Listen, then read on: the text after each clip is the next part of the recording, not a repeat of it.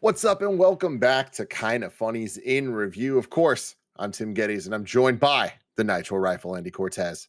Great afternoon, everybody.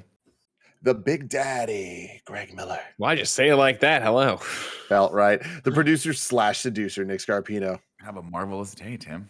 Oh, marvelous day. I like that. I like that a lot. And rounding out the group, the big dog, Kevin Coelho. Hey, man, what's up? Give me a good bark. I haven't heard a big dog bark in a while. Well, I was going to say, it's funny that you now call Greg the Big Daddy, because I always get like, okay, this is my moment. I'm going to go. And then it's always like, oh, daddy. And it's like, motherfucker. Little pump fake. Yeah. It throws me off, too, because every time I say it, I'm always like, oh, okay, I don't want to introduce Kevin right after Greg, because that's just too much big energy. You know what I mean? So I got to kind of, and it just throws me all off. It's the whole thing. You know what? So it goes small energy Andy, big energy Greg, small energy Nick, big energy Kevin. That's how it works, right? Does anyone disagree with this? I don't disagree with this. I think we should vote right now. Who thinks this is the correct order for everything? Say aye. Aye. Okay. Aye. Who's abstaining from this vote? There you go. Okay. Oh, damn. Oh, 2 people. Andy, you can't vote aye. Andy, you voted twice. Andy abstained. We didn't even vote against. We just abstained. Andy, I chose not to vote. Fair. So it was unanimous, I guess. Exactly. Unanimously bad. So this is Kinda Funny's MCU in review, where we rank, review, and recap all of the Marvel Studios projects. We've been doing this show for a couple of years now, and we've done many different franchises in review, where we go through and do what I just said for different franchises, and it's been super fun.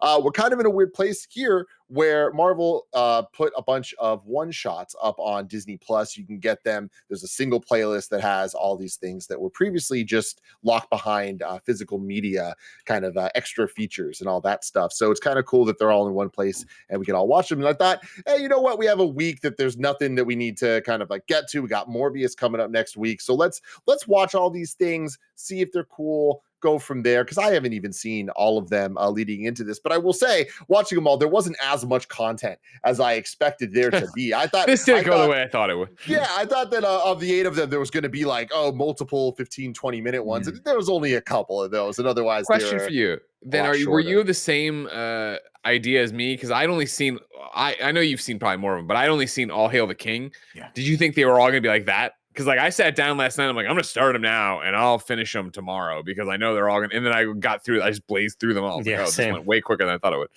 Yeah, no, I knew some of them were shorter because I had seen a handful of them before, but like and we'll get into them as we go one by one of like their release strategy and like how it all happened. But it is kind of cool that they're all in one place. But to get through the rigmarole here, of course, this is Kinda Funny's in review. You can get it on youtube.com/kindafunny or roosterteeth.com.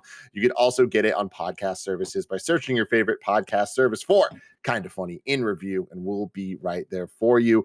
You can also get the show ad-free and watch it live as it's being recorded by going to patreon.com/kindafunny, just like our Patreon producers, Molecule, Gordon McGuire, Fargo, Brady, and Pranksy have all done. We appreciate you all so very much. Today, we're brought to you by Cuts, Lumen Skin, and Honey. But because this is such a weird episode of In Review, just to set it off from the top, we will not be ranking the one-shots against the rest of the Marvel Studios stuff, just because that doesn't really make sense. And like, it's kind of weird. Some of these are clearly not canon. Some of them are. Some of them are in that weird nebulous Netflix zone now that we're seeing with Daredevil and all those shows. But what we will be doing is getting an update to the rankings, courtesy of one Greg Miller. And I'd like to start off with that, if you will. Greg was busy being a part of a birthing process last fall. They call it, yeah. And so he missed out on a couple of the key rankings for movies, including Eternals and Venom 2. I know. It's crazy. Everyone's waiting on bated breath. Venom. Next week, I did not need to watch Venom for today, did I? No, not for today. Not for today. You You need to watch Venom 2. Let there be carnage by next week for Morbius, and then we'll be getting a double dose of ranking action.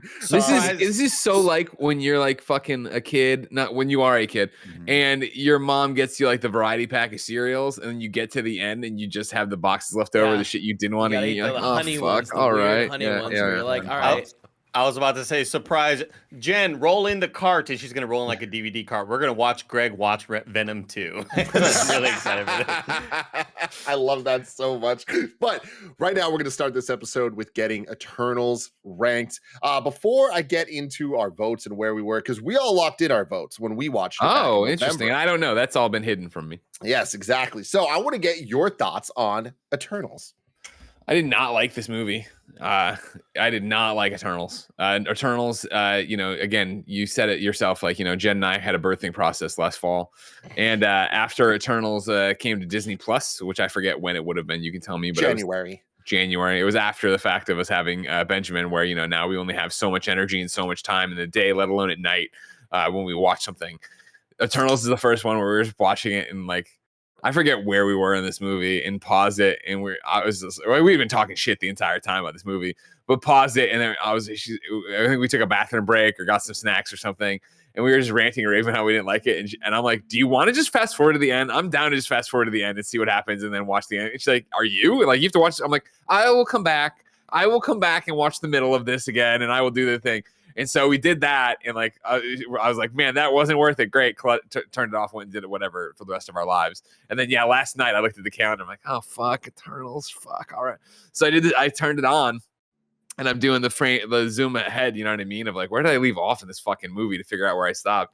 And I stopped where I thought I was in one of the countless battles with the CG monsters or whatever. I was like, here it is. And then it went going. I'm like, fuck, no, I watched past this, but just let it ride, just let it go, like.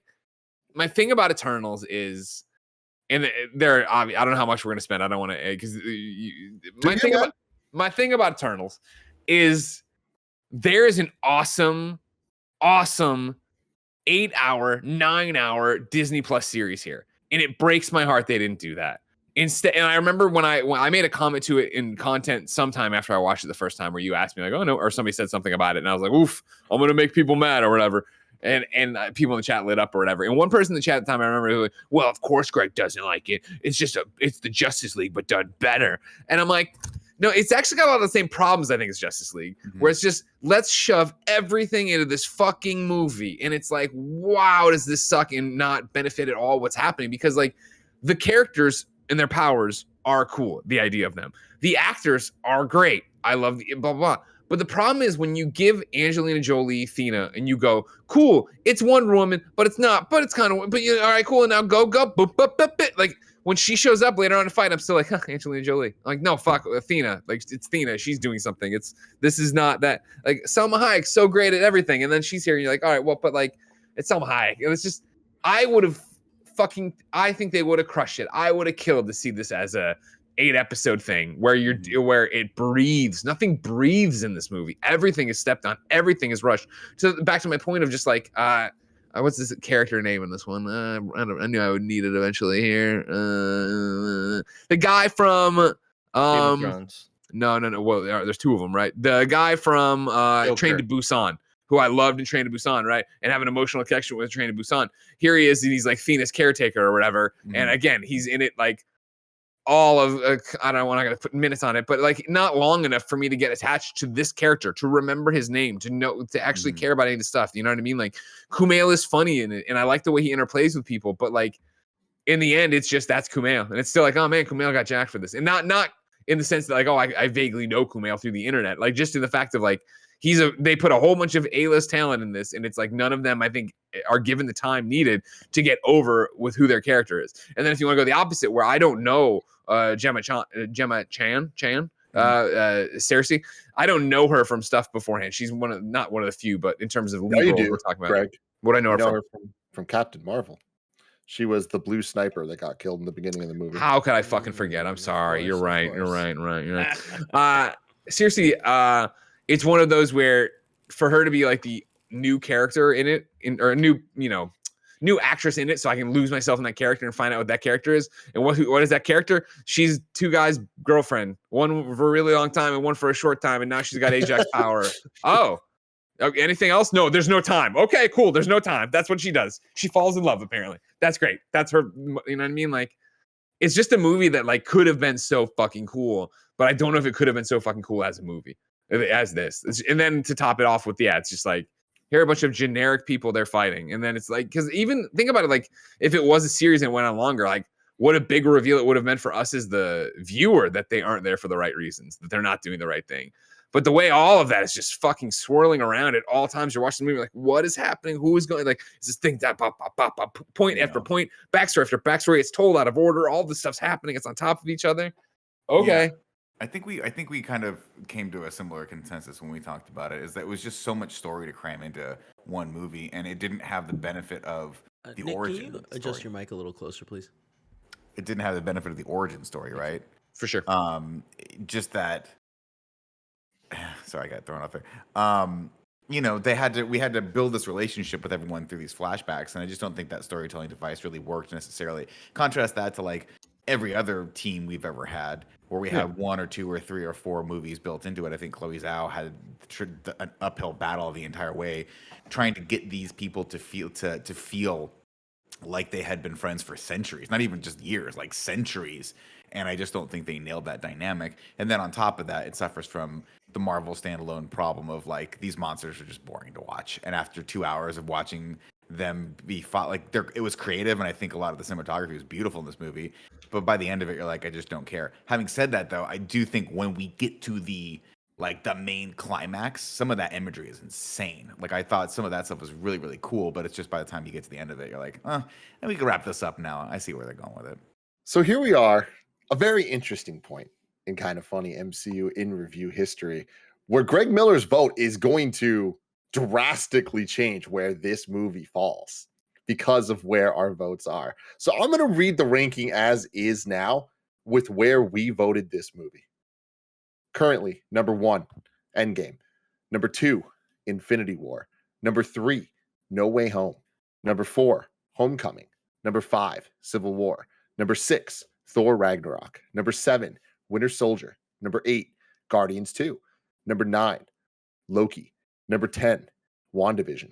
Number 11, Avengers. Number 12, Guardians of the Galaxy. Number 13, Shang-Chi and the Legend of the Ten Rings. And also where Kevin voted for Eternals to land. Number 13. Number 14, Iron Man. Number 15, Far From Home. Number 16, Black Panther. Number 17, Doctor Strange. And now here's where things get interesting, everybody.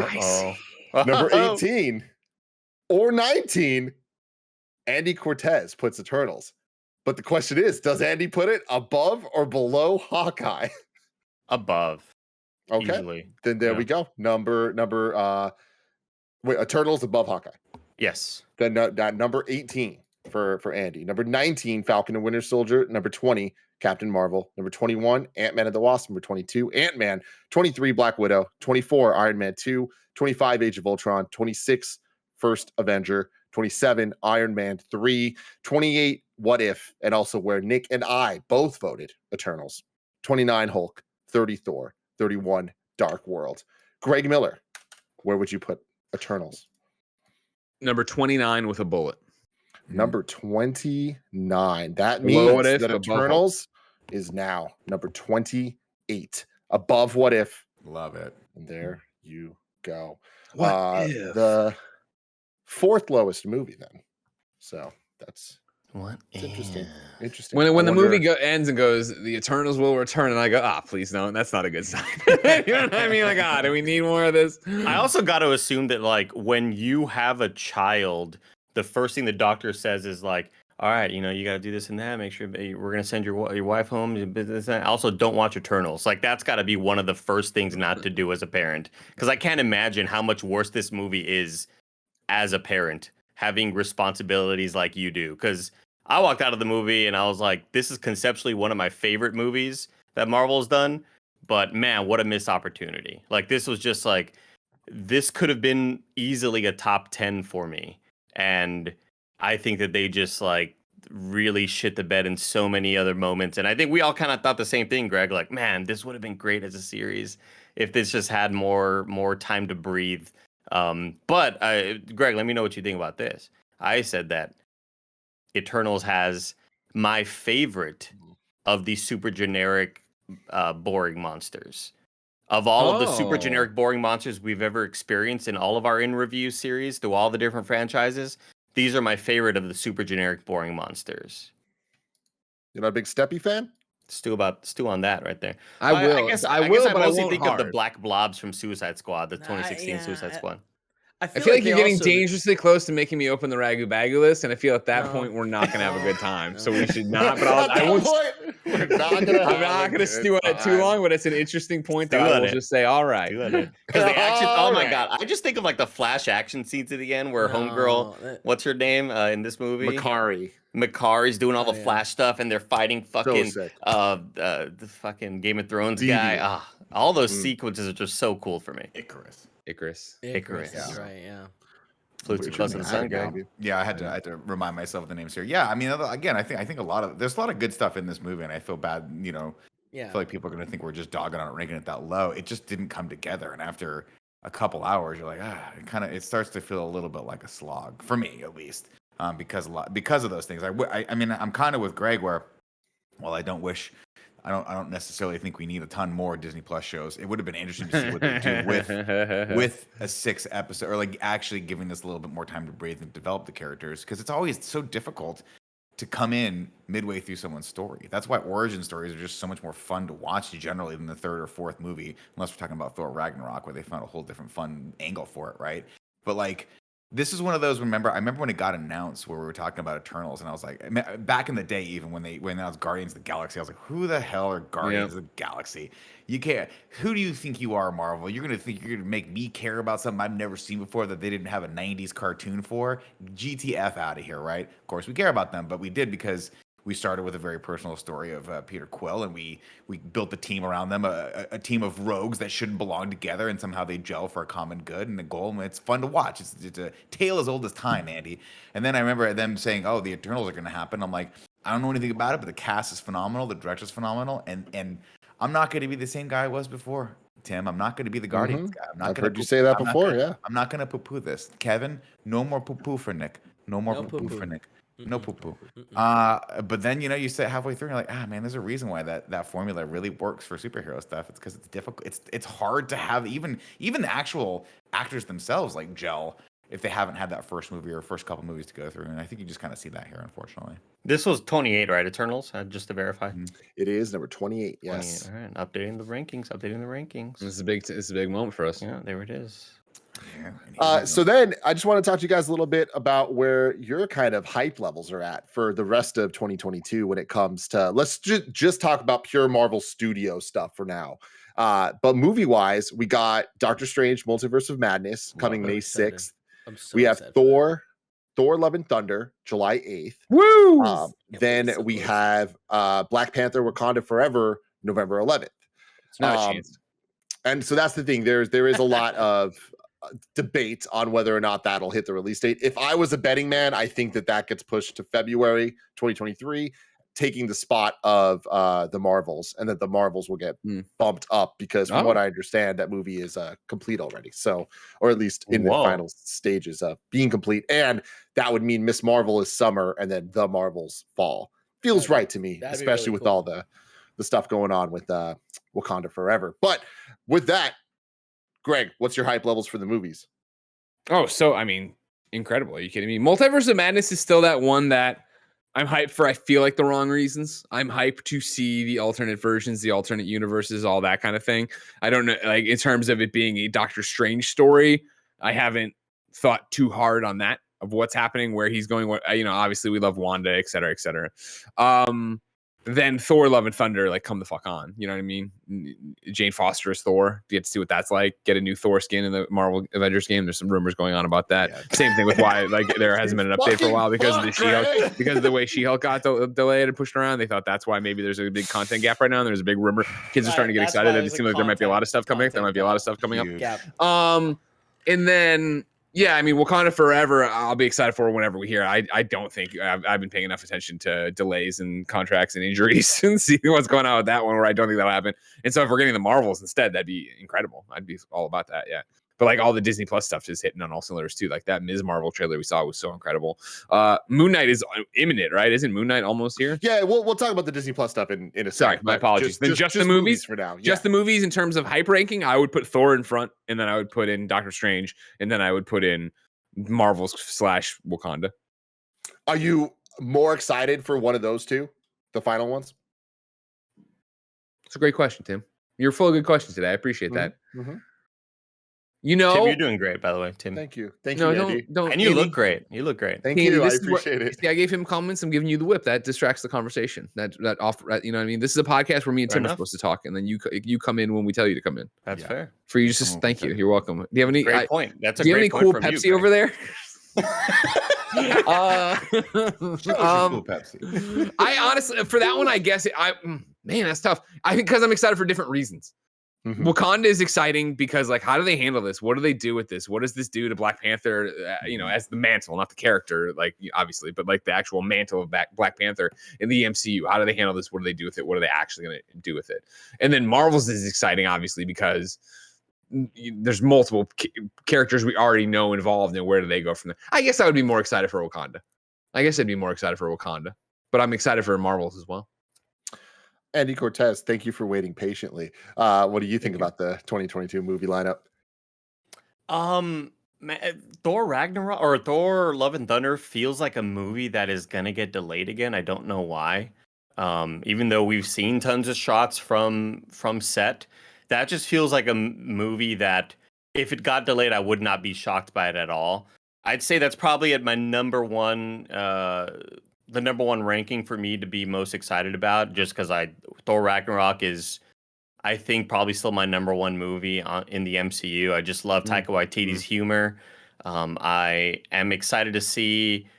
I'm excited to see Natalie Portman kind of return to the fray and what she's going to offer and how she's going to interplay with these characters, because we've seen what these characters have grown into under Waititi's vision. And I want to see how she kind of meshes in. It's like when one of your favorite sitcoms gets a new character. Like, how is the chemistry going to really work here? I'm really stoked for that. Also, just to see more Valkyrie and what's up, Tim? I just wanted to give you an update there on Thor: Love and Thunder of where its production status is at. A couple interesting facts about it. So we are currently, as of today, the farthest the closest to a movie's release without the trailer coming out that MCU has ever had. No Way Home. Huge sign. No Way Home was so close, right? And then this is now outpaced it. Before that, there was The Incredible Hulk, the trailer, and then the movie came out like 2.5 months after, something like that. So now all eyes are on where's the Thor trailer, when's it coming out. But the theories right now are that it's not a negative thing. It's just that they have so much other shit they're promoting with Moon Knight, and they have movies as well, that they're like there's no reason to kind of like push too hard, because they're still pushing Multiverse of Madness so hard right now. So step on the feet there of Multiverse of Madness, right?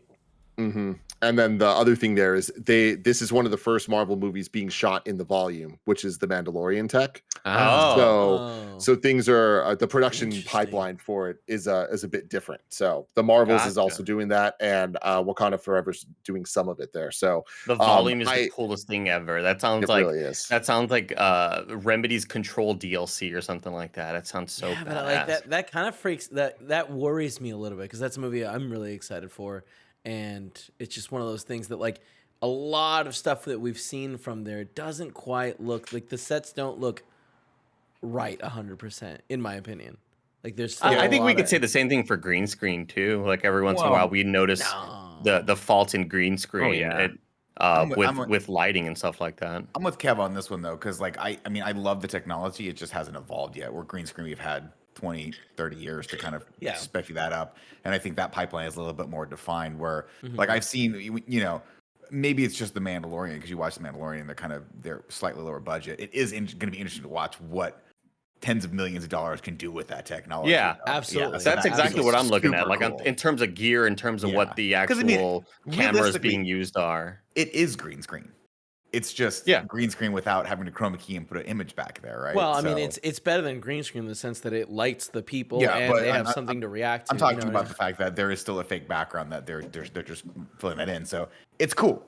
It's a cool concept. It looks good in the Batman, right? Like that's what they did for him and Catwoman on the rooftop with the orange city behind them. That was all shot that way. Yeah, not the exact same thing because it wasn't Disney or whatever. But that they had a really good color a good color palette for that. I think that really lended itself really well to that sort of like almost monochromatic red and orange. But yeah, we'll see. Anyway, I was really like Thor: Love and Thunder. Sorry, last thing I want to say, Andy, to the point though, is I don't think it's going to get delayed because it has the 4th of July spot and Disney needs that weekend. Oh, so okay, gotcha. And I don't think any other movie can get pushed up that dramatically. So I think that it might be a No Way Home situation where the CG and all that stuff might not be fully up to par of exactly what they want it to be, but it's going to be good enough for them to be like, let's just get it out the door and go. But I don't think there's reason to be concerned quite yet. But anyways, continue. My excitement for it is kind of ramped up, I think, especially after just kind of watching those last 3 one shots with Thor and with his roommate, even though like none of that has to do with any of this, and it's shot very differently. That's shot in a very sort of docu-series office type way. But I'm just sort of reminded of what Chris Hemsworth can do with the role and how much I think he's so good at comedic acting and line delivery and being this himbo that is just he's just funny as hell. I think he's just got a great vibe to him, and I think that's why I loved Ragnarok so much. I would say Multiverse of Madness is probably the one I'm second most excited for. I think everything that we've seen in the previews, I'm expected to have my mind blown with a lot of different cameos, and that's going to be one that, like, even though the excitement level might be higher for me there than it would be in Love and Thunder, I think Love and Thunder is just much more my jam.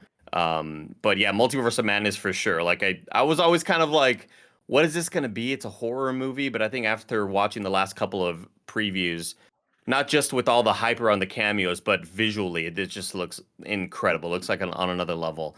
I am not super stoked for Black Panther.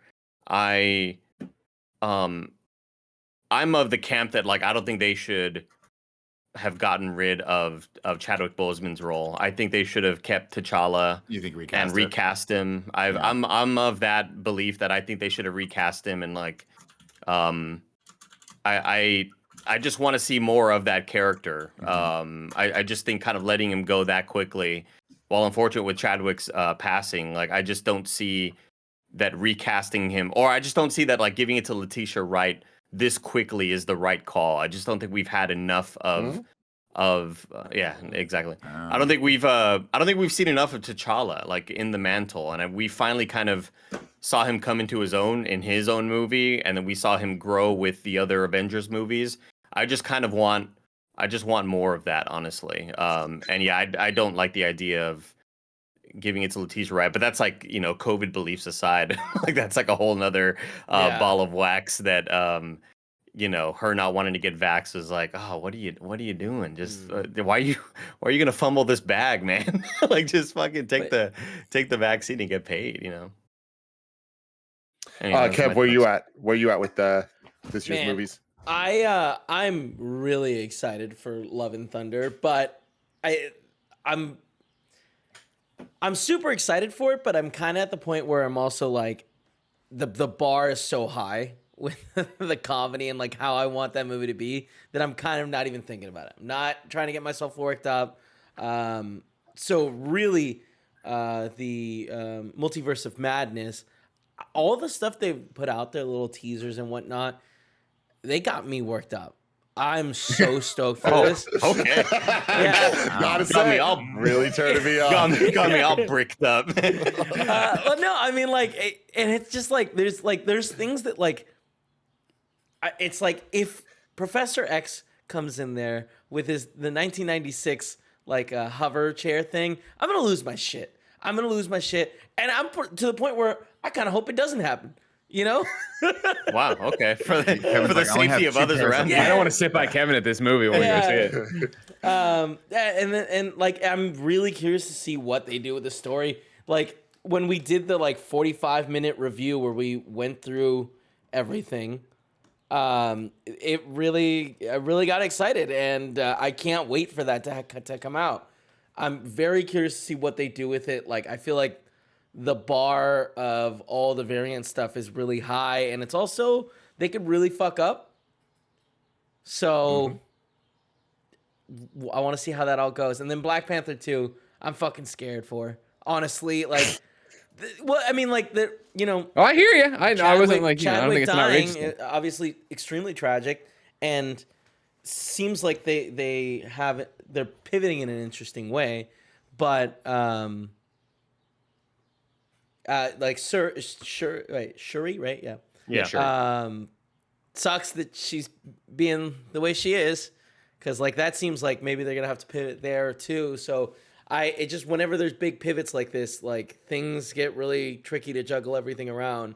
So I hope. I mean, we all enjoyed Black Panther 1, and we all want 2 to be the success that like it deserves to be. So I really hope that they can pull it together. If they need to delay it, they should. Like if it gets delayed and the Marvels, right, takes its place, like I'd be excited to watch that and see how that's going.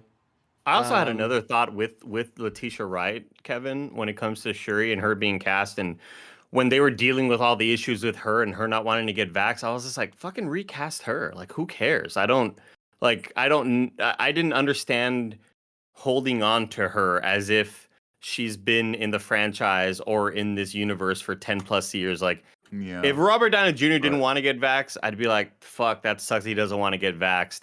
But you got to figure out a way to keep Robert Downey Jr. as Iron Man.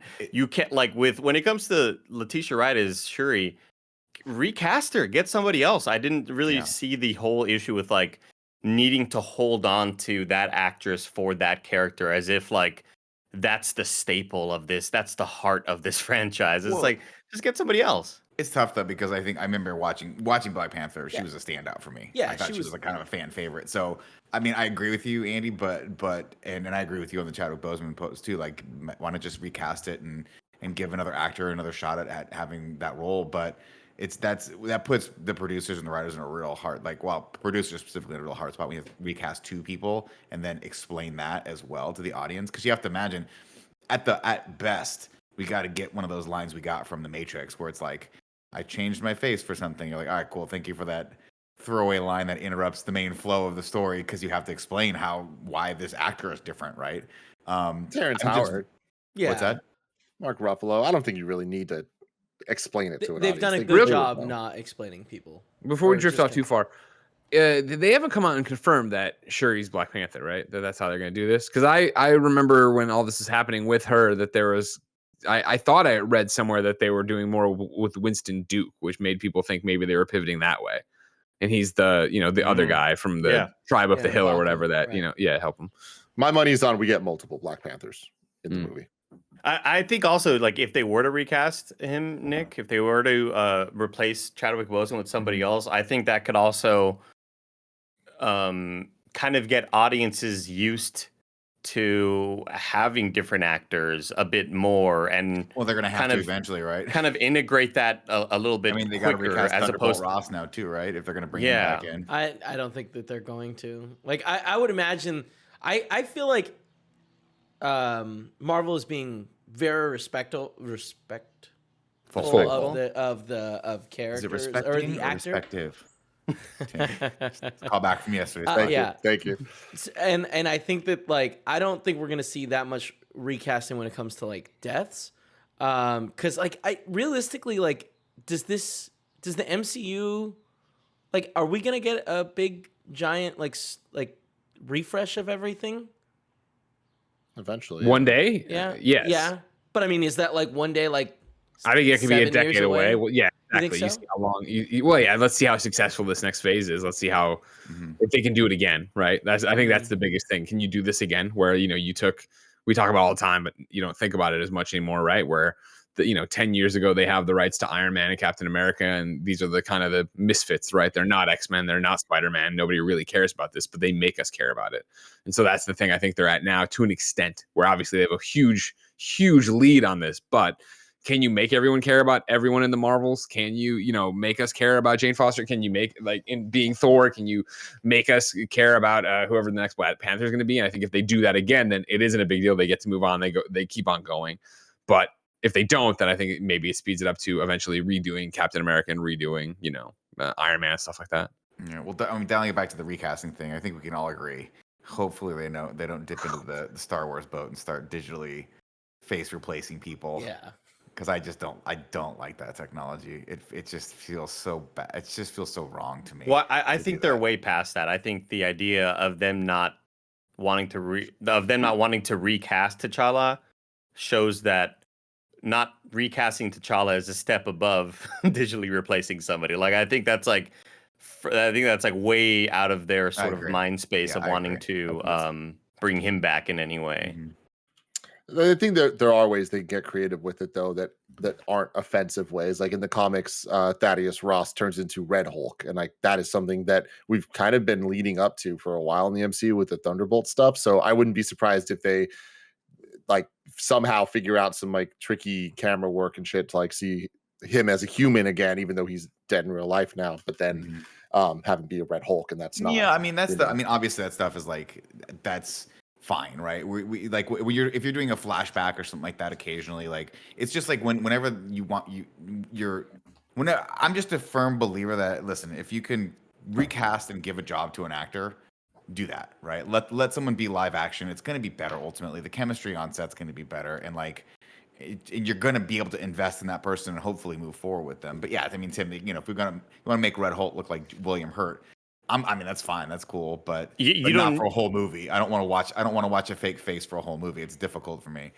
Yeah, that's also like that's kind of like the main. You don't want the main obstacle for what the audience is watching to like be focusing on the CG. I think that's one thing that happens whenever we get these doubles is I get kind of lost in the dialogue because I'm so focused on the CG and whether it's believable or not. Yeah. And that's kind of like the main part of my attention span. And then maybe the second rewatch, I'll listen more to the dialogue and more to what's actually happening with the story. But I think that takes the focus away a lot if you try to unless it's like a moment in Blade Runner where they remade what's her face. Yeah, but even that stood out to me. I was like, oof, I don't like this. But you could almost that was an artificial thing in the world of Blade Runner. That I think that served the story in that way. But in if they were to try to redigitize Chadwick Boseman in any way, I think it would just be a lot of like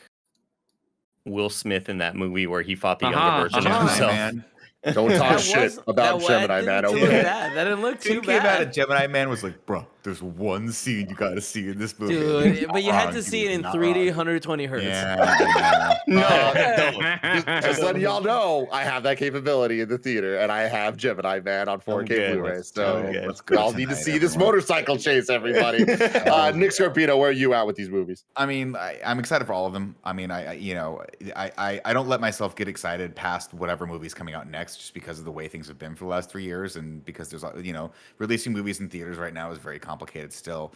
But out of Multiverse of Madness and Thor: Love and Thunder, I gotta give it the Thor: Love and Thunder, man. Yeah. You're gonna give me the sequel to Ragnarok with the same crew and the same director, and they're gonna have, if they can hit that level of fun again or go beyond it, that was just something super special. And I think Multiverse of Madness is gonna be, I think it's gonna be super cool. It looks bonkers. It looks super creative.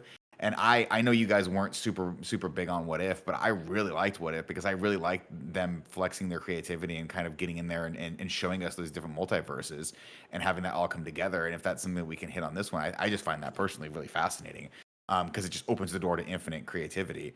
And it's I mean, there's a wig in it. Let's just say that not everything's perfect. There's a wig. It looks like Dracula. And I'm coping with that. But ultimately, I think they both look great. I think we got a good slate of movies ahead of us, and we got a lot of good Marvel TV shows ahead of us to look forward to too. So that's pretty cool. Yeah, I'm excited for all of them. Obviously, I think that Love and Thunder is the one that I'm most excited for, and I really like that we're this close and don't have a trailer. Like, I think that it's cool. We're in this kind of newer era of marketing, and we're not quite there, but I think that we're getting close to being on a production timeline that Marvel actually is planning, as opposed to just trying to adapt and play catch up with all the situations, whether it's the pandemic or just licensing deals and all that stuff coming through. Nick, what's up? But we're not there yet. We're not. We're definitely not. And with Pretty that, good. I'm kind of worried with, I think, two of the bigger movies He this raised his year hand for that. being I didn't want Doctor to interrupt Strange. him, but I got Andy Doc- with it. Andy reluctantly had to say that was good, and that was the best part of my day so far. But you're not king yet. Yeah, there you go. All right, we have Doctor one out here. Strange 2 and Black Panther 2 both having the issues that they do production wise going into them. I am worried, right? Like, obviously the death of Chadwick Boseman, like, and all of the production delays, like they have a tall order to have to figure out how to make this make sense story wise. And at the end of the day, that's what I care about most is, does it work? Does it actually check out? And I was worried for No Way Home for the same thing, and they proved me like that I didn't need to worry about that. They pulled it off. I just hope they can continue to pull that off. And Multiverse of Madness has a different issue, which is it was planned to come out before the movie that we just saw in December, and so many changes have had to be made, and there's reshoots and them trying to go back to figuring out where it fits in the timeline and how it addresses what we saw in What If versus what we saw in Loki and all this stuff. They're balancing a lot, and I'm hopeful, and the trailer looked fantastic, but I do think that one to me is the one that has the biggest chance to either be one of the coolest Marvel movies we've gotten so far, or that we walk out and like, that was a mess for so many reasons. And I think I just hope that we don't leave it and be like, oh man, the cameos were the best part, but were they that cool? And I worry that that's where we're gonna leave that. But I hope that I'm wrong about that. But before we get to the Disney Plus shows, let me tell you about our sponsors. This, of course, is one of my favorite sponsors of all time. It's Honey, ladies and gentlemen. When you're shopping online, it's easy to save money on your iPhone or computer. Honey is the free shopping tool that scours the internet for promo codes and applies the best one it finds to your cart. Imagine you're shopping on one of your favorite sites. When you check out, the Honey button appears, and all you have to do is click Apply Coupons. Wait a few seconds as Honey searches for coupons it can find for that site, and if Honey finds a working coupon, you'll watch your prices drop. Here's, ladies and gentlemen, where I go and I hit pause on the ad because I use Honey all the time. This is my Google Chrome, and right there is the Honey button. You install it there, you can use it on your iPhone too, but it's great. It saves you money, and then if you're logged into, it accrues Honey coins that you can then spend on gift cards and stuff all the time. But then just yesterday, I was buying some Mizzou stuff off the internet. Guess what? There it is. I don't even think about it. Honey just pops up, little dancing coin. He's like, you want me to save you some money? And I'm like, yes, you do. If you don't already have Honey, you could be straight up missing out. And by getting it, you'll be doing yourself a solid and supporting this show. I'd never recommend something I don't use, so get Honey for free at joinhoney.com/kinda. That's joinhoney.com/kinda. Every day you gotta get up, worry about work, worry about your family, worry about when you're playing games. It's too much. So remove the stress for shopping for clothes with Cuts Clothing. Cuts Clothing has perfected the art and science of men's shirts, so now you can throw on one look and look great without ever having to think about it. Plus, Cuts has all the essentials for looking sharp like tees, hoodies, polos, and more, so you can stop bouncing between brands and shopping for different shirts. Tim Geddes loves Cuts. He went online, found the blues he loved, and then had them shipped to his door so he can go get haircuts and stare at electronics knowing he looks great. Cuts has totally revolutionized the traditional outdated t-shirt category. They make it easy to mix and match styles and colors so you can find the perfect style. They even developed their own fabric that's soft as hell and guaranteed not to pill or shrink. Join hundreds of thousands of guys who have made the simple decision to elevate their wardrobe with Cuts. Get 15% off your first order by going to cutsclothing.com/kindafunny. That's CUTS clothing.com/kindafunny for 15% off the only shirt worth wearing. All right, guys, let's talk about skincare. If your skincare routine is basically you washing your face in the shower with that one shower gel you've been using since high school, then it's time to level up your skincare game. But thanks to Lumen, you can drop that bottle of 3-in-1 and start using products that actually take care of your skin. All their products aim to help with those stubborn acne scars, under-eye dark circles, wrinkles, sun damage, dry skin, oily skin, and more. Starting with Lumen is easy. All you have to do is take their 2-minute quiz on their website, and they'll tell you exactly what routine is best for you based on your skincare skincare needs. Plus, all their products are made using only natural ingredients that actually work. Guys, I swear, skincare shouldn't be that complicated thing we dread doing, and thanks to Lumen, it's simple. It takes you less than 90 seconds of your day. It's easy, and you'll have skin as smooth as Kevin Coelho's shaved cheeks. Level up your skincare game with Lumen Skin today. Go to lumenskin.com/kindafunny to get your free trial of Lumen's products. That's LUMIN skin.com/kindafunny to get your free trial of Lumen's products. That's lumenskin.com/kindafunny. So Disney Plus shows, we got we got Moon Knight coming next week, which is really exciting. God, really? We're gonna, Fuck yes. 6 episodes of that. We're gonna be doing them weekly reviews on the screencast, and then for the final episode, it will be on this show for in review. And then Miss Marvel is coming starting June 8th. And then we just know in 2022 we're gonna get She-Hulk. It's not even announced that this is a project that's officially happening, but it 100% is Werewolf by Night, which is going to be a one-shot actually, but it's going to be a longer thing. We don't have any details about it yet specifically, but all the things are pointing to it being a hour or so long Halloween special directed by the man, the myth, the legend, Michael Giacchino. So that's a very exciting thing. That's kind of weird. But we got that coming in October, and then the Guardians of the Galaxy holiday special in December. There's a chance some other shows might happen. We might get What If Season 2. We might get Secret Invasion this year. But the locked in ones I want to talk about here are the 2 holiday specials, Moon Knight, Miss Marvel, and She-Hulk. Kev, I'll start with you. I'm excited for all of it. I mean, Moon Knight being right around the corner is so exciting. I also think that I don't know, has there been a teaser for She-Hulk? Mm-hmm.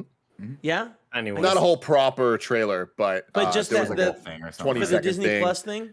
Yeah, we saw her CG, the back end of her body, and then we saw Mark Ruffalo talking to her. Yeah, fourth wall break stuff. Yeah. I'm very curious to watch another trailer for that and see what the whole tone is of that show. I'm worried if it's too comedic, because that's the ongoing, that's what we think it's gonna be, right? Like a comedy, it's like a procedural kind of. Yeah. See, I don't know how good that sounds. I'm very excited to watch certainly the first episode and see how it goes. What's coming after that? After that, we had the 2 holiday specials, Werewolf by Night and the Guardians of the Galaxy holiday special. The Werewolf by Night, it's interesting that they announced that the director, but haven't announced the show yet. If that's a musical, I don't know how I feel about it. I mean, I'll watch. Again, I don't know anything about that. I'm not a huge fan of I like some musicals, but I like very specific kinds of musicals. I doubt it's going to be a musical. I'd be very surprised if it ends up being a musical. Okay, it's just Michael Giacchino's directing it. He's one of the best composers of our goddamn time. Yeah. But again, I don't know anything of that. It's cool that they're setting up stuff that because Moon Knight messed around with this guy, right? They're buds, right? Doctor Strange. I don't know that they do often, but I think that they can. And in the MCU, I think it would make sense. Well, they're both lovers of the moon. It's true. Yeah. Way to go, Nick. Moon. Man, they gotta get you hired, Nick. I know, man. I crush everything. And then the last one is the Christmas special. I mean, I can't wait to watch that. Hell yeah. It's gonna be fun. Andy. For sure. Moon Knight being so close is really exciting. I can't wait to see Oscar Isaac and how he makes that role his own. Again, I'm just kind of a fan of Oscar Isaac, so whatever he's doing, I'm going to watch it. And I'm likely going to enjoy it because I think he's one of the best working actors in Hollywood. I am really excited for more Guardian stuff because it's been a long time since we've seen them do their own thing in a not Avenger movie. And Guardians 2, one of my favorite movies. Guardians 1, one of my favorite MCU movies. So I'm stoked to see them all together again, not necessarily having to serve the plot of, killing Thanos and all that sort of stuff. I just kind of want to see them do their own thing in a more standalone fashion. Yeah, exactly. And under James Gunn. I think that's a key thing too, right? Yeah, it's the first time since Guardians 2 that's the case. And Miss Marvel, I would have said I wasn't super stoked for it until we saw that most recent trailer. And I think that if all of these shows are going to kind of have their own, and when I say gimmick, that sounds like a pejorative, but I just mean that like if Miss Style. Marvel's going to have the comic book sort of things, if She-Hulk is going to be this sort of parody on procedural law TV shows and stuff like that. I love the idea of each Marvel show having the thing that they are kind of focused on. And with Miss Marvel introducing those sort of comic book panel type, her drawings, maybe that's her imagination. I hope that that continues throughout the show and isn't just sort of something that's introduced and maybe it's just something in the trailer. I hope that it's a consistent thing because I just think that that sets these shows apart from each other. And I think that makes them all really creative in different ways, in the similar way that WandaVision had all of the different eras that it was going through with TV. I just love when a show can do that and not have it distract in any negative way. So Ms. Marvel, seeing that trailer really pumped me up for it because I was kind of like, whatever on it. But yeah, that most recent trailer got me pretty excited for it. And I don't really know anything about Werewolf by Night. I'll watch it obviously, but I'm not excited for it in any meaningful way. It might be a musical though, Andy. I heard it might Did I be a get you musical. going? Did I get you Word on going, the Andy? street, musical. Huge. Nick. I mean, I'm a sucker for holiday specials. You know, there's two kinds of people in this world. They're the kind of people that go, "Oh my God, it's a holiday special, and I'm watching this in July." And then there's me, and I'm like, "It's Christmas in July. I love it. I'm jacked for that." Did you say that Werewolf by Night was going to be like released around Halloween time? Is that what we're looking for, or no? So that's the thing. It's one of those weird projects where it's not officially announced, but that's Right. not, again, a bad sign because the same, like Black Widow was like 6 weeks into production before they announced that it was a announced it, thing. okay. So, yeah, there's not much around it, but we just know that they're working on a one-off thing that's Werewolf by Night, directed by Michael Giacchino, and that it is targeting Halloween.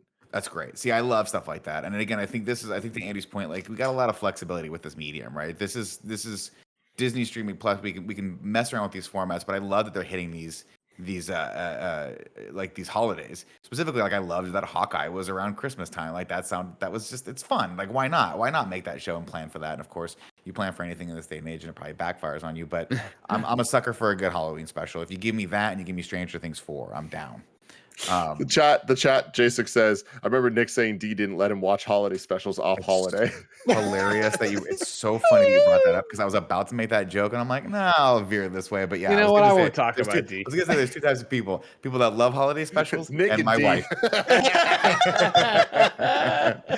No, she was not, dude. She was like, skip this way. We got to she won't. That's fantastic. But everything else, and honestly, I'm with Andy as well. Miss Marvel I was not, the first teaser we saw, I was like, I don't know, maybe this show doesn't speak to me, but I think that last one they released gets me hyped for it. I think it's going to be good, and of course, you can't really. I mean, it's Oscar Isaac going in Moon Knight. Like you can't not love that guy. So we got a lot of good stuff to look forward to on that. I also saw a lot of more backlash, Tim, against Miss Marvel and like, can't have two stretchy power people because the guy in Fantastic Four already does that. And like, It looks great. I kind of hate that as an argument. I think that like this looks way cooler, and I know a lot of the criticism is that it's more generic, colorful star force field power bullshit, like an unnamed sort of power. I think this looks way cooler than what any stretchy thing could have been for her to have. And that's my opinion. I'm sticking to it, Nick. Okay. It's also the normal bullshit of like judging before it comes out, that they're mad that that's what it is, and maybe it is that's just the creators wanted it to do something different and it felt to serve the story and the character better, especially if they seem to be tying it into her heritage. Yeah, but also powers shouldn't be the main driving force of why you like a show. Like it's cool, and they should be cool. But the reason why we liked Iron Man wasn't because we love watching shiny metal suits. That is a cool component of it. But we like Tony Stark. We like his journey. We like watching him become the man that he wanted to become to lead, the Avengers and co-lead the Avengers, I guess. And so this story is not about her powers. It's a coming of age story that happens to do with powers. I'm hoping. So yeah, to Greg's point, don't judge a book by its cover. But also I don't know. It's cool to see Batman swinging from buildings, but that's not the main hook of these stories, or it shouldn't be. The main hook should be the characters themselves. Greg Miller. Hi. What about the Disney Plus shows? Top of the pile for me is Miss Marvel, or Ms. Marvel. Very excited for that. Like I said, I've been reading Kamala Khan comics since the very start. Love that character. Love her in various forms of media, including Marvel's Avengers, which you can get at a rock bottom deal right now. And come join me when they do announce all this content and the content roadmap. I know the roadmap was supposed to be out in 2022, but again, because of the She-Hulk thing, we think they had to delay it, and that's why. But when they come back, they'll have less stuff. Right Greg behind... will pay you to play it with him. Oh man, it's such a sad state of affairs because I still have the Twitter alerts turned on for Marvel's Avengers, and then I look at them when they alert, and I'm like, no, I don't even care. Talk about content, you know what I mean? Like I don't even care about this. Did the last alert just say, "Please turn this off"? Let us die, Greg. The last alert was like new deals from Domino's Pizza. Damn, they sold their Twitter account. Moon Knight, I'm excited for in terms of I like Oscar Isaac a lot, and I don't know anything about Moon Knight. When I watch the trailers, I'm like, I think he looks cool, and like he looks like Batman at times, but like I don't know what's going on, and so that's exciting because I do like getting dropped into worlds that I don't understand, and stories I understand in Marvel. But I'm not like, oh my god, I can't believe it's next week, and yeah. Like, okay, cool, can't wait to see it and see what it's all about, but we'll see. Obviously, the Guardians holiday special is James Gunn and Guardians again, so yeah, that sounds fucking rad. You know, James Gunn has proven time and time again he can do nothing wrong, so let's see what he's got. This is going to be great. Can't wait for it. And then, yeah, Werewolves I've never heard of, and I don't know anything about that. And you keep mentioning the guy, and I don't know the guy either. Michael Giacchino is the composer. Like he's like the modern John Williams. Like he's done the score. Like really, like I think the first one that blew my mind was the Star Trek reboots. But then he's done a lot of the Pixar movies, and he's done at this point most of the MCU movies. It feels like all the Spider-Man, the modern ones, Doctor Strange. He's a fucking badass, man. Cool. He's the one that, like, Greg, they just keep on hiring him because he's so goddamn good. And we want to get him on the podcast, Greg. So maybe tweeted him. Don't offer him to play Avengers, but like just tweeted him because you've got a lot of followers. Keep it in your back pocket, though, in case. Can we get DJ Junkie XL first? You know what I'm saying? All right? Man, my favorite thing is how much Greg loves dunking on DJ Junkie XL. Hans Zimmer and DJ Junkie XL. I'm kind of similar to where you guys are at, where the thing I'm most excited about with the Disney Plus shows is how varied and different they seem than anything we've got before. And I love that they can play with the format. I'm most intrigued by the idea of Werewolf by Night and the Guardians holiday special being one-offs that aren't like the one-offs we just watched last night that are just like these kind of small, like 3 to 15 minute things. But the idea of it being like essentially a movie, but not a movie. It's just like one episode of a TV show, but it's a one and done in the MCU is so interesting to me because like that kind of won't, if there are like hype cameos or like references or appearances from things, we'll know by the end of the episode. It's not going to turn into this like crazy over the course of a couple weeks, like theorizing stuff. It's like, it's all in this one go. You think we see Jon Snow? I mean, that's the thing. We totally could, right? Like we're gonna have to see these characters pop up somewhere else at some point to build that kind of like Blade side of the universe. So that's really exciting to me, and I think that there's less pressure than a movie, like a full on theatrically released movie. And it's just kind of cool to me that these are essentially straight to TV MCU movies. What does that look like? In addition to, you know, She-Hulk even seems like it's going to kind of break the format that we're used to with these MCU shows of it being 10 episodes. And I think that they will be shorter even than what we've been getting, like closer to that 20-minute mark. And it seems like it will be the courtroom drama stuff mixed with comedy, but I imagine that will be a cameo fest as well. Like I am almost sure that we will see Charlie Cox's Daredevil in that. I think that type of stuff is going to be, we already know we're going to get the Tim Roth's Abomination that we last saw in Shang-Chi. So it's like, it's cool that like the shows can deal with these kind of like little things that I'm excited about, kind of building the network and foundation of what the next phase of movies are going to be. But yeah, Miss Marvel and Moon Knight, like I just love how imminent they are. Like I'm right there with Greg where I'm stoked for Moon Knight for every reason he just said. I'm not like chomping at the bit here, like, oh, I can't wait for next week, but I'm very excited for it to be next week, you know, and to have watched it. Like I bet that I'm going to be a lot more into Moon Knight after I've seen an episode. I know that sounds like a stupid thing to say, but no, it doesn't. I know I will be excited for it. I'm just not really feeling it right now. But Oscar Isaac is so damn cool. So. I'm super stoked for it, and I think that I'm way more excited for it than I was for Hawkeye. And I went into Hawkeye knowing that it is one of the more beloved comic book runs, and I just was really underwhelmed with the product as a whole. But with this one, I think the excitement is not really knowing much about it at all, and not hearing of Moon Knight 4 years ago from Twitter memes, and knowing that it's Oscar Isaac, in that role. It looks really exciting. Did you see the picture or the video of him at the red carpet where he met that little kid dressed as Moon Knight? Yeah. Yeah. So cute. Oh my Fucking God, little badass. baby Moon Knight. I love it. All right, guys, let's get into the one shots that we did watch. There are 8 one shots that you can watch on Disney Plus right now. And there's just a whole bunch of cool little facts and stuff I wanted to talk about them because we recently did a rewatch of Iron Man 3 leading into Shang-Chi. And the reason we did that was the connection with the fake Mandarin, Trevor Slattery. And they also had that All Hail the King one shot that was a part of that as well. That was actually the last officially released one shot that Marvel Studios ever did. And then they released these Team Thor shorts that were not considered one shots and now are retroactively being just branded that way on Disney Plus. And I don't know if you guys noticed, but like there's a fancy logo for the one shots, which kind of implies they're going to turn it into a potential for more in the future, which I think is really cool. I wonder if maybe the holiday specials will fall under that category as well. They all kind of have a thumbnail template that seems like it kind of matches with each other.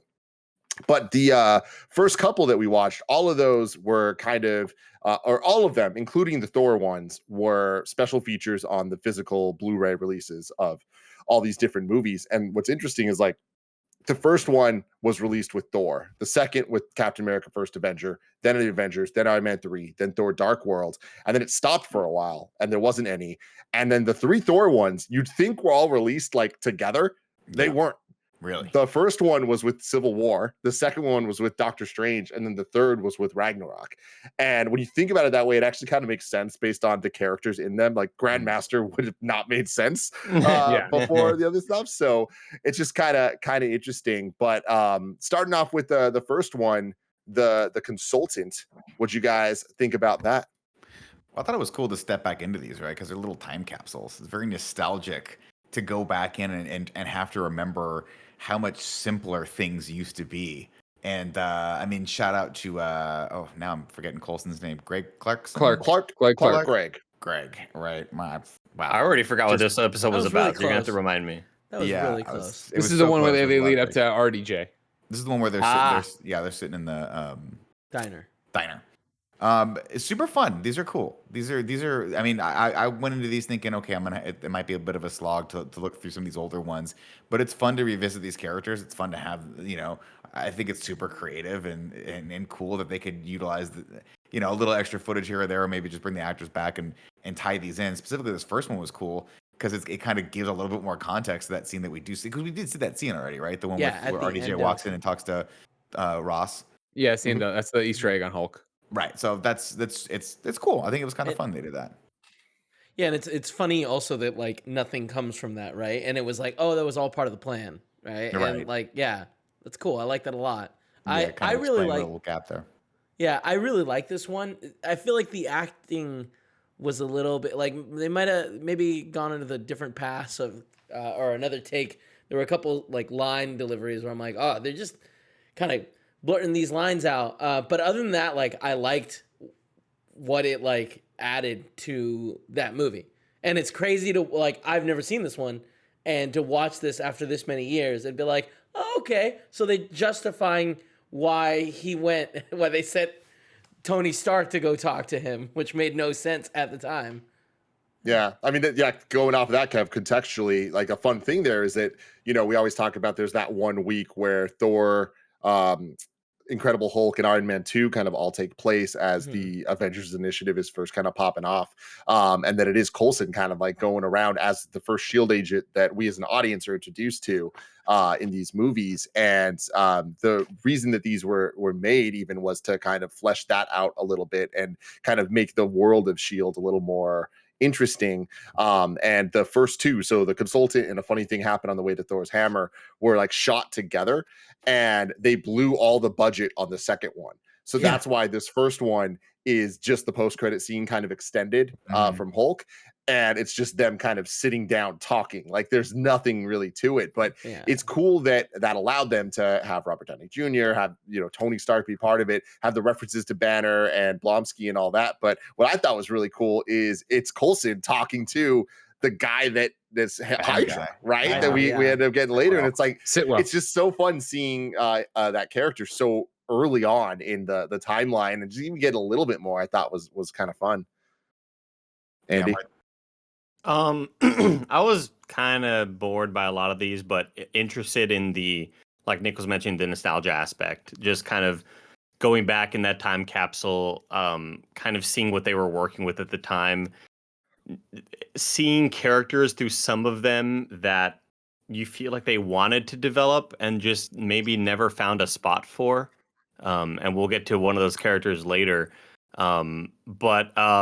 Yeah, I thought this one was fine. And then when we get to the next one, Tim, I was like equally as uninterested. Like, man, are they all gonna be like this? Because like the Trevor Slattery one was really cool. And that's all I kept on thinking through these first two.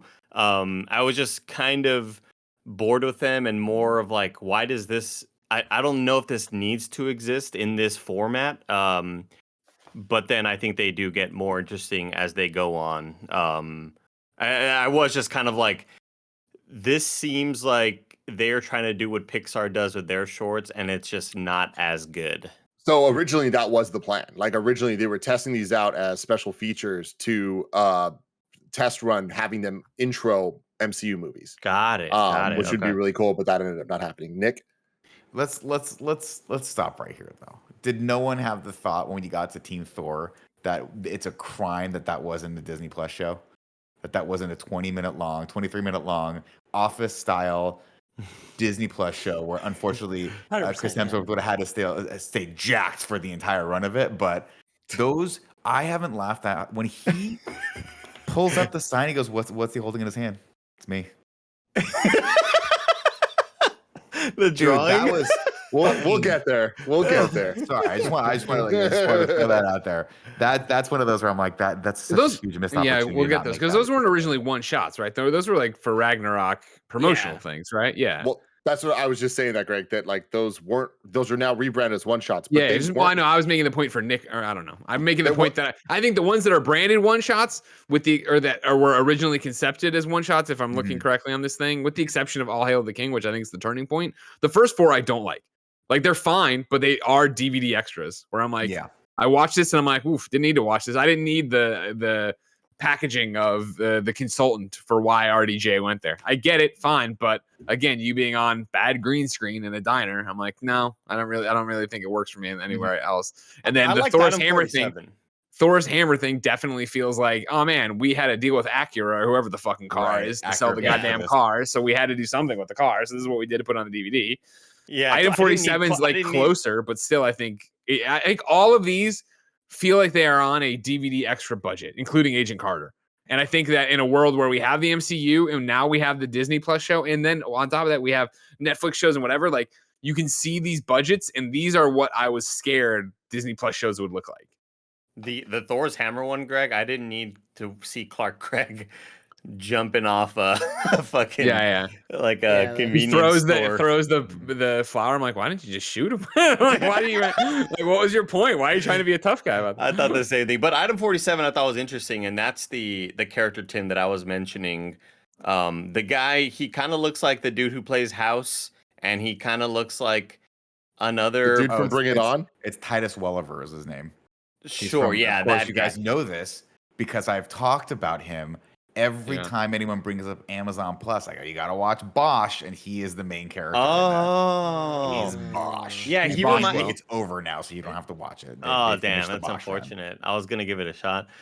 He just kind of, he reminds me of he reminds me of the guy who plays House and another person mixed together. I don't know who the other person is though, but I feel like they wanted to kind of prop this dude up as being something more than what he eventually was never in the MCU. Like, I feel like this is kind of a role that they are setting up to kind of, hey, keep an eye on this dude. He might become sort of a higher up in S.H.I.E.L.D. later on, and he just Is that like his only appearance in the MCU? Because that's what this very much felt like.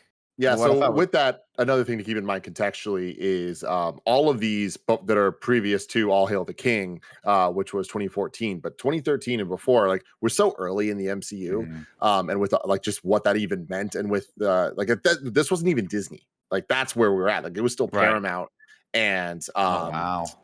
Universal with Hulk, That's so it's like. wild. Yeah, and like the key stakeholders of the Marvel Parliament at that time were like not what they are today necessarily. Some of them still are, but have changed. But so much of this, when you look at these, they're clear kind of like soft pilots for TV shows. So like some of these don't legitimately turn into, but you can see the kind of breadcrumbs to Agents of S.H.I.E.L.D. And then obviously Agent Carter actually is directly canon to Agent Carter, the show that ran. So I don't know what So Tim, that- I don't know what Avengers Station is, but this dude was also Agent Felix Blake in 2014 on Avengers whatever station is with Colby Smulders. That sounds like a Disney ride, or I'm not sure. Or let me see here. Let me see. Well, Colby- Avengers Are you Station. sure it wasn't a Station's- Shield episode of Shield? Station stands for Scientific Training and Tactical Intelligence Operative Network. But it doesn't say whether it was a show or any. It's just like it just says video. So that's like the last thing this dude was. Oh, he was in Agents of S.H.I.E.L.D. Felix Blake was in there up until 2016. Okay, good to know. Good to know. Avengers Station, energetic exhibit offering interactive experiences with the Marvel's Avengers film characters. It's in Vegas. Oh, okay, got you. So yeah, this guy was in Shield through 2016. Agents of Shield through 2016. It's Good so to know. funny, Andy, because the second you said House, I was like, that's when you hear his voice the first time before it turns around. I was like, did they get House for this? And then it turns out I was like, oh, they got Bosch. Bosch is good. This is good. I did not like Item 47. Not that I liked the other ones more necessarily, but I thought that it was like a cool concept, just like with some weird execution. I thought the couple, like the actors were fun. Like I was definitely shocked to see the girl from Mean Girls back, right? And the guy from Bring It On. Yeah, exactly. Like them together, I'm like, this is kind of fun. And I like the idea of the weapons from the Avengers battle kind of being left around, but we've seen that done better now. And I know that's kind of cheating, but we have. So it ending with them being like neutralize them, and like just the way that it ends, they're like, oh, he does this now, he does this now. I'm like, I didn't Lame. No, yeah, the ending was too convenient for sure. Yeah. Lame as hell. Yeah, that was dumb. very much like we're writing a comedic skit and now they work here and like, do you know how to do you know how to make coffee? No. No. It's like, this sucks. This is It's also not not good. that hard to make coffee. Everyone knows that. I don't know. But especially when you contrast that to All Hail the King, right? Which is just great. It's great. And it's great for one person and one person only. Sir Ben Kingsley. That's right. And Sam Rockwell. Okay. Sam Rockwell's great. Banger Sam Rockwell's. And I will also say, Andy, you'll remember Scott McNairy's in this as well. Scott McNabb. Batman, Superman, Batman v Superman. Scoot McNairy. Scoot McNairy. This one is one of the first. Like, I mean, God, I can't believe they got Ben Kingsley back for this. First off, the Trevor Slattery character is gold. Hilarious. It is gold, and the fact that he came back in Shang-Chi is freaking incredible. This one was one of the. This is where it started getting real good for me, and I think I went back and when I started this, I was like, oh, I've seen this before, and from the jump, I'm like, I gotta watch it again. I gotta see this one more time, get through it. His comedic chops are one of the most underappreciated things in all of Hollywood. I don't know why they don't have him in more things. Like, team him up with John Cena. You know what I'm talking about? Get John Hammond there. Let all these great actors. Now you got a picture. Now you got a motion dramatic picture. actors.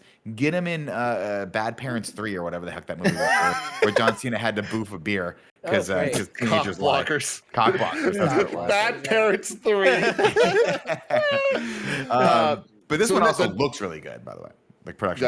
All Hail the King. Yeah, for sure. But before that, there was Agent Carter. Oh, so my bad. I'm sorry. I skipped this is the one with Haley Atwell. It's a year after the events of the first Captain America movie, just kind of dealing with her. And this was not just a soft pitch, like this was a purposeful kind of pilot for the series that ended up running with like same kind of directors and composers and all that stuff that were part of it. This one was fine. I feel like it was like kind of what Greg was saying, like I'm happy the Disney Plus shows aren't in terms of just like vibe and feel. But I really like Haley Atwell. I like seeing her kind of be cool. I think that the scenario they put her in for this one was worth the 15 minutes. Like, I don't think that it really outstayed its welcome, nor did any of these, honestly. Spent like, even like the bad ones were like 3 minutes. So it's like, it's not bad. Totally. But I did like elements of this, and I really liked the amount of fun cameos and stuff. Seeing Howard Stark at the end like got me, where I was like, "Oh shit, that's cool!" And I don't know if you guys stayed for the credits thing, but there was another cameo there of what's his name, Duggan. God, Big Bam Duggan. Meathead. No, it's not that. Yeah, he's in their group. He's in the World War II group. Yeah. I forget his name now, but something Duggan. But anyways, he's there. It's wild. There's post-credit scenes for these because I didn't realize that, so I didn't watch the All Hail the King or this one. Oh no, All Hail the King has, and then it also has post-credit ones. Yeah. He's like, nah. Dum Duggan. Thank you. Not Bam Duggan. God damn it, Dum Duggan. Yeah, he like, and it was a funny little bit of him and Howard like looking at some women that were at the pool with them in bikinis, and like you don't see the women for a while, and then when you eventually do see them, it's like the most tame bikinis of all time. And they're like, "What is that?" And he's like, "It's a bikini." It's like, bikini. It's like, did you invent that? It's like it's just funny. Like the French did. Yeah, the idea of Howard Stark inventing the bikini is really funny to me. So but what'd you guys think of it? I mean, I'm with you. I thought it was fine. I thought it was just it was serviceable. It wasn't nearly as like, why does this exist? I didn't have that feeling like I did with the other ones prior to it.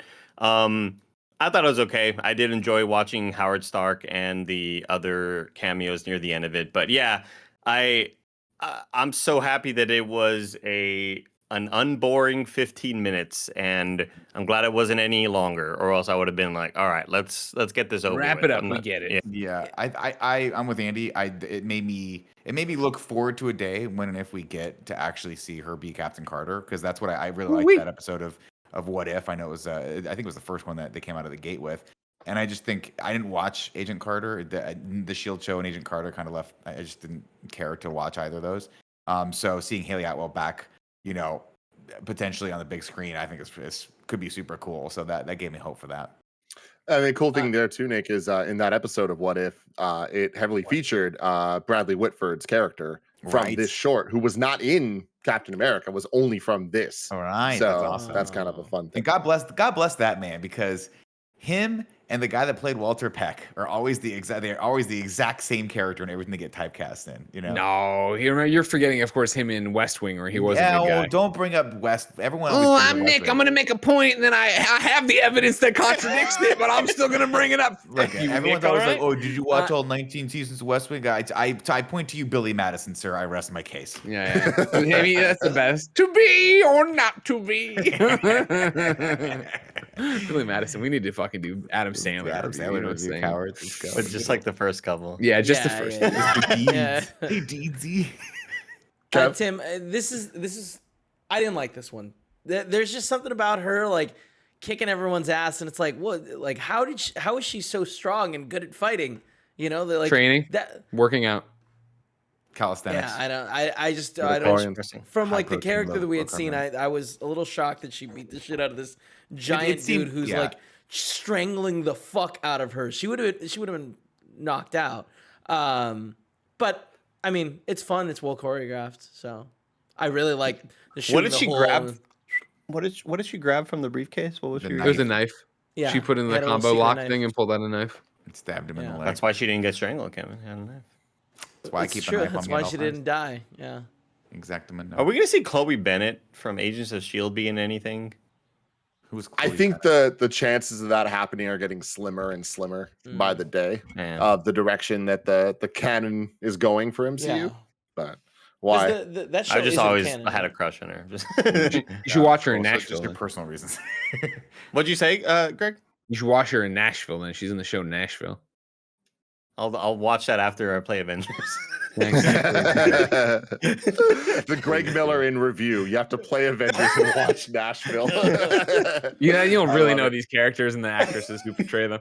And then we get into what I think all of us can agree is just the greatest fucking 15 minutes I've seen since Peacemaker. Like this, it was just so great. And like, man, Taika can do no wrong. And I love it that this is not worrying at all about actually being canon, but simultaneously treating the canon with such respect, where the only reason these shorts happened was to get across Taika's tone so that people understood what that even could look like, but to also explain that Thor and Hulk weren't part of Civil War. Like the fact that the entire thing is just around that, I'm like, Taika is a fucking brilliant man. He is a genius. I just love, I mean, like, I've loved the first 2 episodes, obviously. Like, I'm laughing nonstop. I love Chris Hemsworth. I love Taika's writing. All the stupid little, like, it's just, when you are able to humanize a god in that way with just funny writing, it's great. And then I love episode 3. I'm like, what the hell is episode 3 going to be about? And it's this Darren guy, and I got a new roommate, and it cuts, and you just see the wide shot of Jeff Goldblum as Grandmaster. Like, just see, like, it's the laugh that, like, you don't need to say anything, Jeff Goldblum. I'm laughing that you're just here with your pose and the makeup. Like, God, it's just a fucking riot. All this is so great. The shot with him painting the makeup on him and Jeff Goldblum kind of like looks over at the camera is the fucking funniest thing. The shot of him drawing the guy in the shower. What is like that? He's like, you're gonna have to call Pete's mom. He's like, what's Pete's mom's name? He's like, Mrs. Davis. Oh, what are you wearing? Oh, that's my favorite color. A little Mjolnir in the bed next to him. Yeah, fucking that got me. Andy said it, but like the drawing of Mjolnir holding Thor, like all of that, like I laughed out loud probably like 10 times watching these. Like it was just so fucking funny. I just want to annoy Andy one day and be like, hey, the brain is a muscle. You know what else is a muscle? These are a muscle. And these are muscles. And he was still jacked from Ragnarok covered in or whatever brains. they done it.